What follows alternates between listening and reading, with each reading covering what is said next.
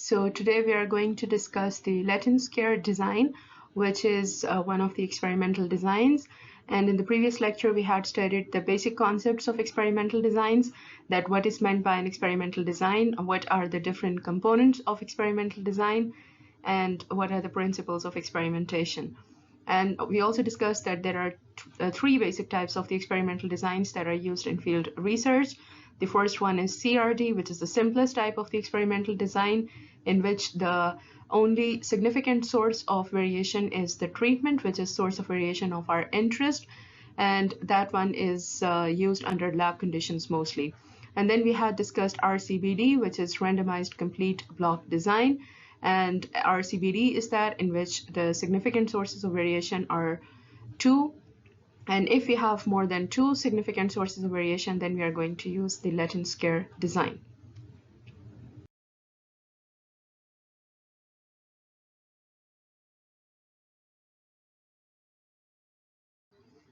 So RCBD minimizes the contribution of one source of variation other than treatment. As we discussed in the previous lecture, that if we have a source of variation which is unavoidable and that could have the significant effect or that could have a noticeable effect on our response variable, so we need to take measures to control the effect of that variable. And we saw that how we can do the blocking and how we can make blocks to reduce the effect or to calculate the effect of that source of variation. And these blocks are made in the direction of the gradient of that source of variation. So RCBD is good in the field research where mostly we have one significant source of variation other than the treatments. So the Latin scale design can handle 2 sources of variation that occur in a gradient. So RCBD can handle only one source of variation other than treatment, while the Latin scale design can handle 2 sources of variation that occur in a gradient in the field. And every treatment occurs only once in each row and column of the field, which is designed under Latin scale design. For example, we have a field in which there is a river on one side and there is a road on another side. So we are going to see that if we have 2 significant sources of variation, then how we are going to handle those sources of variation through the Latin scale design. So here we are taking the example of a field which has 2 sources of variation other than treatment. One is the river, which is on one side, and the other source of variation other than treatment is the road. So both river and road, they may have effect on the growth of the plants. So therefore, in order to control these sources of variation, we need to design our experiment in such a way that their effect can be calculated in blocks so that we can have a separate calculation for their effect and their effect can be controlled, right?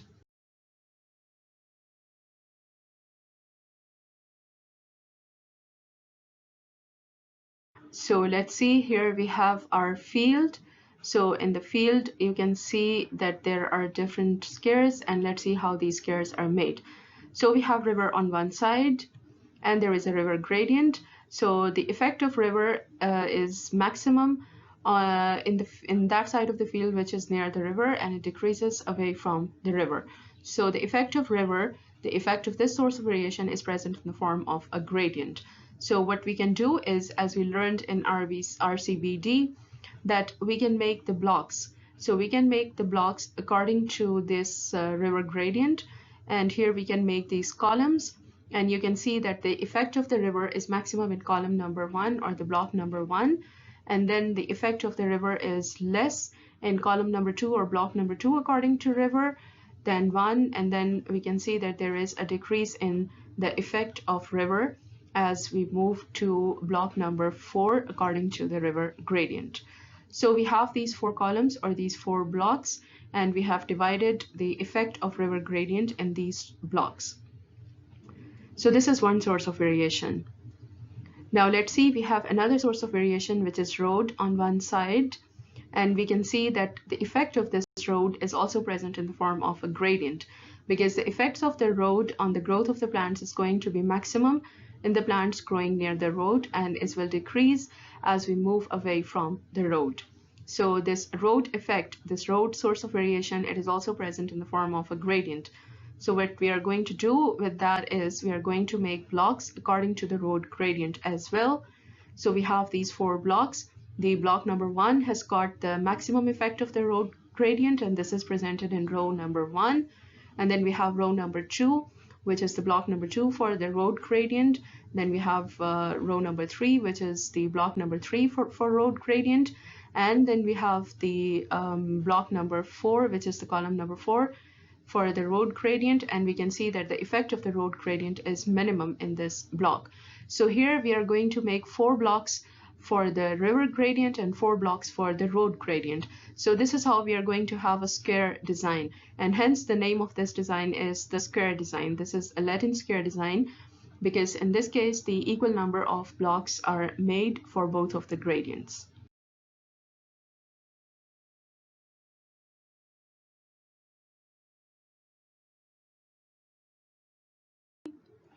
So in the Latin square design, we can have a maximum of only 16 plots, right? So it can have less than 16, but any number of squares. Like if we make 3 blocks, then this is going to be 3 into 3, 9. So at maximum, we can have only 16 plots. So this is the limitation of Latin square design, that you can have only 16 plots in that. So at maximum, you can have 4 types of the treatments, because each treatment appears only once in row and once in column. So each column is going to have only one copy of each treatment. So if you have 4 treatments, then each of the treatments is present in a single copy in each of the columns. And if we have 4 treatments, then each of the treatments is going to be repeated only once in each row. So here you can see that we have a perfect square design with 4 blocks for the river gradient and 4 blocks for the road gradient. And the number of treatments are also 4. So in the first column, as you can see, that the first cell is D. So the application of the treatment is D. So the treatment applied in this cell is D, and this lies into the column number 1 and row number 1. And then we have the other one, which is A. So A is present in column number 1 and column number 2 and row number 1, and this one has got the treatment A, and so on. So in this you can see that the treatments are repeated only once in each row and only once in each column. So we have 4 blocks for river gradient and 4 blocks for the road gradient. So we have the square design of 16 plots and we have 4 treatments. So each treatment is repeated 4 times, but this is repeated only once in each row and only once in each column. So this is how we are going to make this design. So this is the basic design of the Latin square design.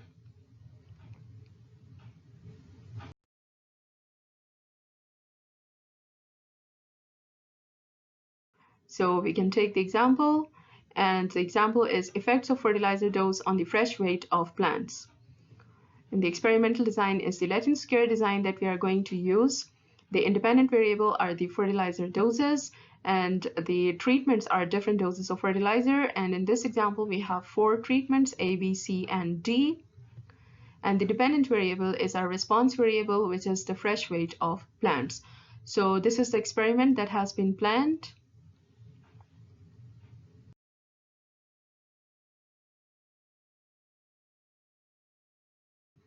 So here we have the results of the experiment, and you can see that these are the values of the fresh weight of plants under different doses of fertilizer. So here you can see that we have 16 plants and we have 16 observations, and these observations are according to the plots, according to the blocks that are made according to the river and the road gradient. So these are the observations we have. So we are done with the 2 phases. Remember, what are the phases or what are the components of the experimental design? We have to plan an experiment to obtain an appropriate data. So we planned an experiment and the experiment is executed and we have the data. So now data is obtained. So what is the next step? We have to draw inference out of that data. And for that purpose, we have to apply the statistical analysis, right? So the next step is to do the statistical analysis on this data.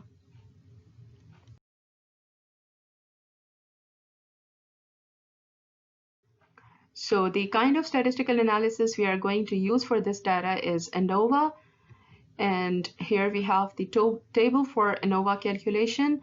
And as you can see that this table has got all those 16 observations. Then we have the row totals and we have the column totals. So what do these row totals and the column totals depict? They are according to the gradients. So they represent the gradients. The row totals, they represent the road gradient, and the column totals, they represent the river gradient. So the column number 1, which has the sum of 211.46, so that represents the result of column number 1, which is the river gradient 1, and it has all the 4 gradients of road. And then we have the column total, which is 204.14. So this is the sum of column number 2, which is our gradient number 2 of the river, and it also has got all the 4 treatments and all the 4 gradients of the road. Then we have column number 3, which is our gradient number 3 of the river. This value is 194.79, and it has got all the 4 treatments and all the 4 gradients of the road.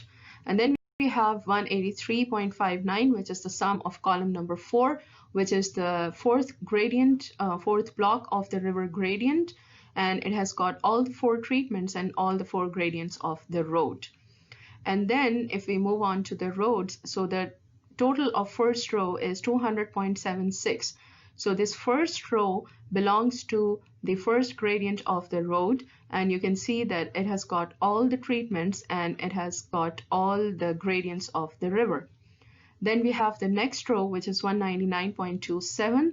So this is the total of the second row, and the second row is the second gradient of the road, and it has got all the 4 treatments and all the 4 gradients of river. Then we have 196.05. So this is the total of row number 3, and row number 3 is our gradient number 3 of the road, and it has got all the 4 treatments and all the 4 gradients of the river.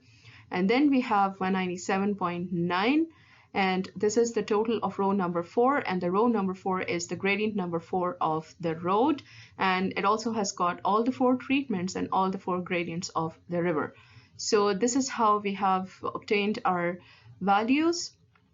And then we have the total values, the summation x total and the summation x squared total. But you can see that we don't have any totals for the treatments, which are in fact our main source of interest, right?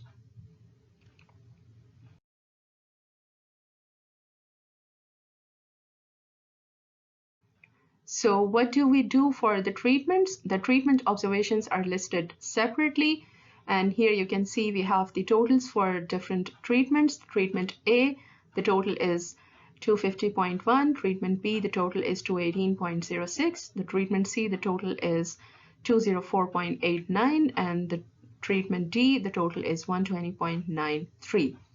So here we have the values for the treatments.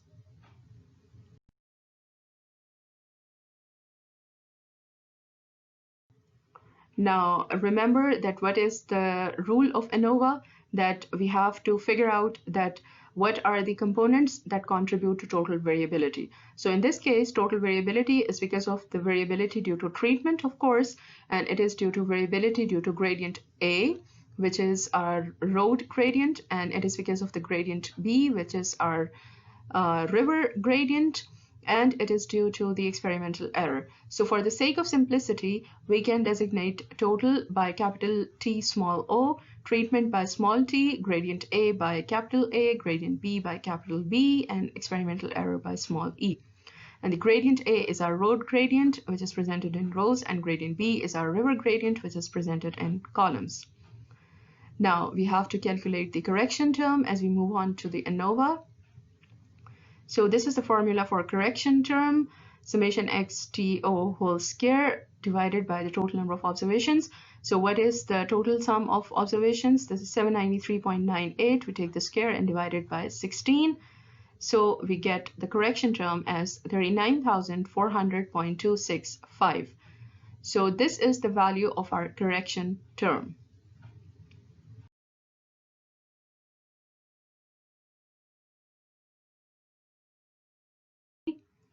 Now we have to calculate the total sum of squares. So the total sum of squares is equal to the summation xt total square minus ct. So remember, what is this term, the summation x square for total? So this is the square of all the individual 16 observations, and then we take their sum. So this is equal to 41,802.61. So we subtract it from the correction term, which is 39,400.265, and we get the value of our total sum of squares, which is 2,402.345. So this is the value for our total sum of squares. Now we have to calculate the sum of squares for treatment, and this is the formula for the calculation of sum of squares of treatment. So we have 4 treatments. So we calculate the summation x whole square divided by the number of observations for each of the 4 treatments, and then we take their sum and subtract it from correction term. So here we have put all those 4 values, and we subtract it from correction term, and we get the treatment sum of squares as 2,275.77. So this is the value for our treatment sum of squares.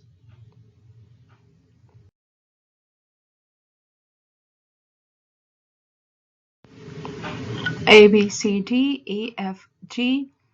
Now we calculate the sum of squares for the road gradient, which is presented in rows. So this is gradient A, and this is the formula.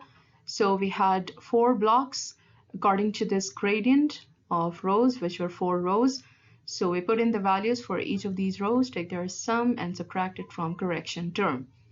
So here we input the values for these 4 blocks, for these 4 gradients of the road, and we subtract it from the correction term, and we get the value for the sum of squares A, which is the sum of squares due to the road gradient, and this is 3.02. Now we have to do that for the river gradient, and this river gradient was presented in columns. So we take the totals of these columns, take their square divided by number of observations in each of the column, we take their sum, and then we subtract it from the correction term. So we input these values and we get the value of 108.96. So this is the sum of squares of the river gradient, which was present in columns, and this is designated here as B. So now we have calculated the sum of squares total, the sum of squares treatment, the sum of squares for road, and sum of squares for river. And now we have to calculate the sum of squares for error, for the experimental error. So here is the calculation for sum of squares experimental error, and for that purpose we are going to make use of this basic principle of the ANOVA in this case, which means that the sum of squares total is equal to the sum of squares treatment plus sum of squares due to gradient A, sum of squares due to gradient B, and sum of squares experimental error. So because we have calculated the sum of squares for total, sum of squares for treatment, sum of squares for A, sum of squares for B, so we can work out the value of sum of squares E. So sum of squares E, or the sum of squares experimental error, is equal to the sum of squares total minus the sum of squares treatment, sum of squares A, and sum of squares B. So here we have these values, and we get the value for our sum of squares experimental error, and this value is 14.595.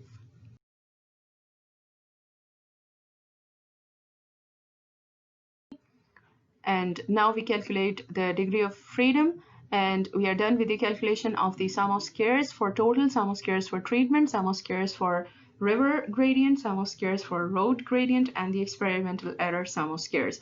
So now we have to calculate their degrees of freedom. And first of all, the total degree of freedom, which is the total number of observations, which is 16 in this case. So 16 minus 1, we have 15 degree of freedom for total. Then we have to calculate the treatment degree of freedom. So the number of treatments were 4. So 4 minus 1 is equal to 3. And then the gradient A, and the number of blocks in the gradient A were 4. So 4 minus 1 is 3. and then the gradient B, so the number of blocks in the gradient number B were also 4, so the degree of freedom for this one is also 3. And then we have the error degree of freedom, and for that purpose we have to multiply n minus 1 and n minus 2. So what is n here? N is the number of columns, which is equal to the number of rows, because this is the square design that we have. So in the square design we are going to have the same number of columns and the same number of rows, so which is 4 in this case. So 4 minus 1 and 4 minus 2, we multiply them and we get 6. So this is the degree of freedom for error. So now we have calculated the degrees of freedom.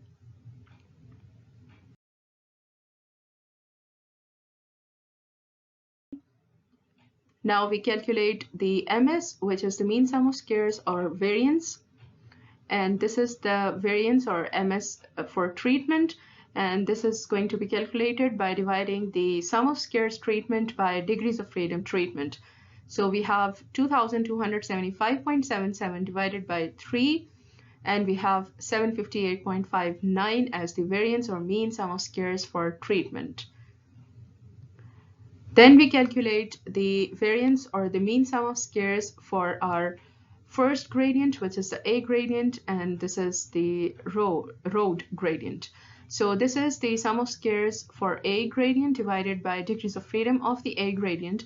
So this is 3.02 divided by 3, and our variance is 1.007 in this case. Then we are going to calculate the variance or mean sum of squares for our gradient B. And for that purpose, we are going to divide the sum of squares for gradient B by degrees of freedom for gradient B. So 108.96 divided by 3, we get 36.32, which is the variance or the mean sum of squares due to gradient B.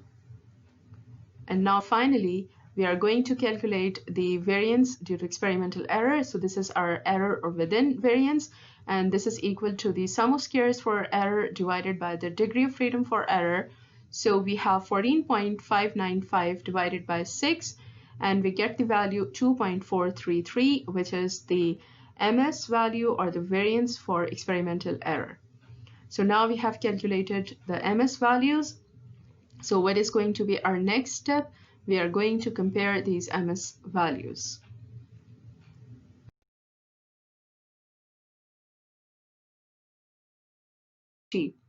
And how do we compare these variance values? We calculate the F values. So here we are going to calculate the F value for the treatment, which is our source of variation of interest.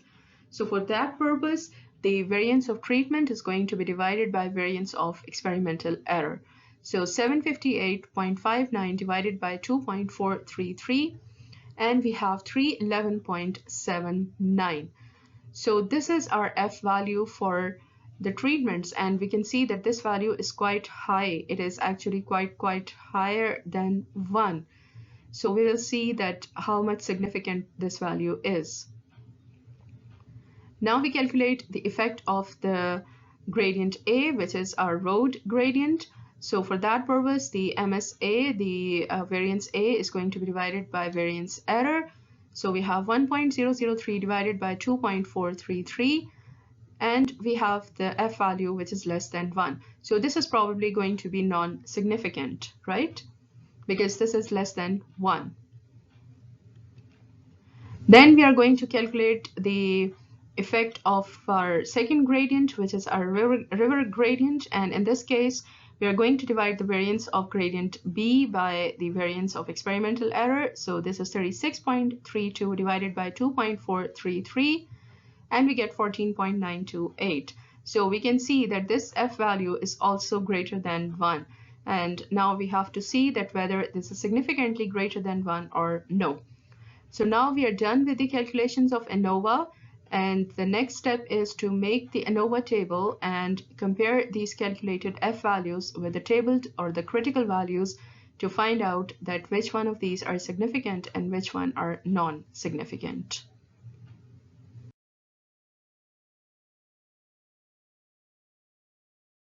And here is our ANOVA table, and you can see that we have the source of variation in the first column, and the sources of variation were treatment and gradient A, gradient B, error, and total. So the degrees of freedom for the treatment and for gradient A and for gradient B are 3 each, and for error it is 6. And the sum of squares for treatment is 2275.77. Then the sum of squares for gradient A is quite low, this is 3.02, and the sum of squares for gradient B is 108.96. And sum of squares for error is 14.595, and the sum of squares total of all these four sum of squares is 2402.35. Then in the next column, we have the variances or the mean sum of squares. So for the treatment, we have 758.59. For the gradient A, we have 1.003. For the gradient B, we have 36.32. And for the gradient for the error, we have 2.433. Now we have to compare their F values, these mean sum of squares or variances, and we get the F values, and the F values are documented in next column. So we have 311.79 for the treatments and 0.412 for the gradient A, 14.928 for the gradient B. And as expected, we can see that this 311.79 is much greater than 1, because the table value is 4.76 at probability of 0.05 and the degree of freedom of 3 and 6. So we can see that our calculated F value of 311.79, it is greater than the critical value of 4.76 as well as the critical value of 9.78 and the critical value of 23.7 at probability of 0.001. So our probability is less than 0.001, and this means a very highly significant result. So very highly significant effect of treatments on the response variable. Then we see the gradient A, and the gradient A is less than 1, and we can see that this is non-significant because the critical value for the degree of freedom 3 and 6 is 4.76 at probability of 0.05. So therefore, this is going to be non-significant. And then we have the gradient B, and let's see the effect of gradient B. 14.928 is also higher than the critical value at 0.05, which is 4.76. So this is also significant. And let's see at 0.01, the critical value at 0.01 is 9.78, and our calculated F value for gradient B is 14.928, which is higher than this one. So this is highly significant. Let's see for the next level. So at probability of 0.001, the critical value is 23.7, and we can see that the value of our gradient B is not higher than this one. So our gradient B is also exerting a significant effect, but this effect is highly significant. It is not very highly significant. So here we have the ANOVA table.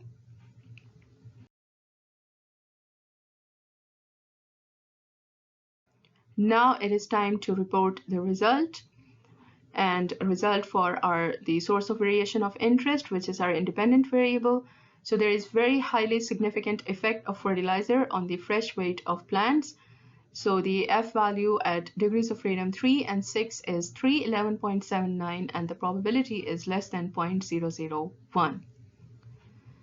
Then we have the result for our gradient A, which is the road gradient, and the effect of road on the fresh weight of plants is non-significant. So the F at degrees of freedom 3 and 6 is 0.412, and the probability is greater than 0.05.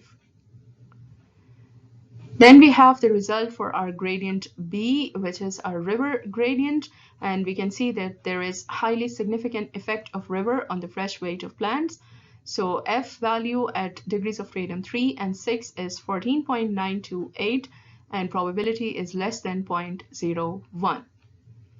So this is how we do the calculations for Latin square design. So this is our Latin square design, and the Latin square design handles with two additional sources of variation than treatment. So treatment is obviously our main source of variation, our source of variation of interest. But if we are doing experiment in the field and we encounter two other sources of variation that cannot be controlled by changing the experimental conditions. So what we have to do for that is we have to calculate their individual effects, and we can do that through making the blocks according to the gradients of those two sources of variation. So we are going to have a squared design, and this square design can have a maximum of 4 treatments, 4 blocks of gradient A and 4 blocks of the gradient B.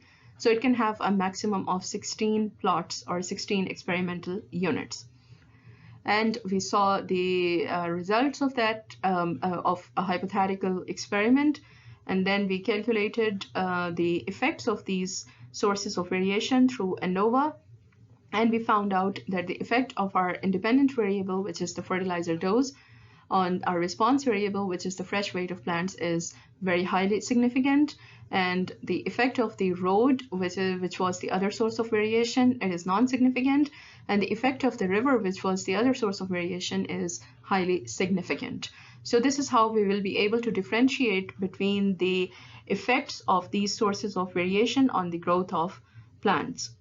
And Latin square design is our third type of the experimental design. So we have 3 basic types of the experimental designs: RCBD, and in RCBD there is only one major source of variation, which is treatment. So in total we have 2 sources of variation: treatment and the experimental error.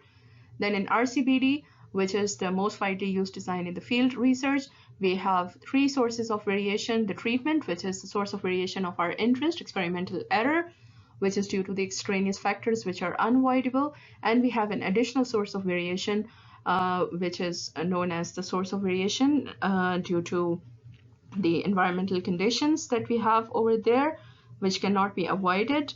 And we calculate the effect of that source of variation through making blocks. So we have 3 sources of variation in RCBD: the variation due to treatment, variation due to blocks, and variation due to experimental error. Then we have the Latin square design, and Latin square design can handle 2 sources of variation other than treatment. So in this design we are going to have 4 sources of variation: treatment, which is the source of variation of our interest, and then we are going to have the source of variation due to some other factor which is present in the field, which is not of our interest, but it is present in the field. So we make the blocks for calculating the effect of that gradient, and then that source of variation according to its gradients. And then we have another source of variation, and we are going to have this calculated through making the gradients or blocks for that source of variation. And then we have the 4th source of variation, which is the experimental error. So in Latin square design we have 4 sources of variation, and we are able to calculate their effects through ANOVA. So this is all about the experimental designs, introduction to experimental designs.